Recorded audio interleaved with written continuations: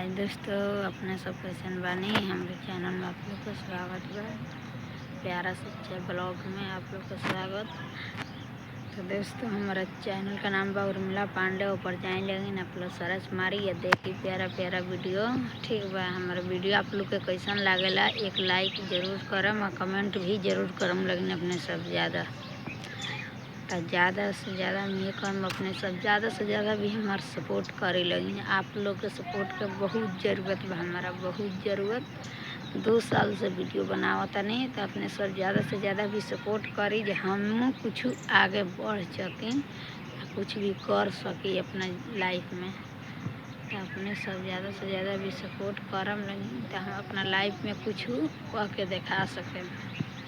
बहुत ताना सुने के पड़ेला, बहुत ताना सुने के पड़ेला वीडियो बनावता नहीं, तो बहुत ताना बात बोली सब सुन के तब आदमी बनावेला। तो अपने सब ज़्यादा से ज़्यादा भी सपोर्ट करी। चलिए दोस्तों, मिलते नहीं नेक्स्ट वीडियो में। Bye bye, love.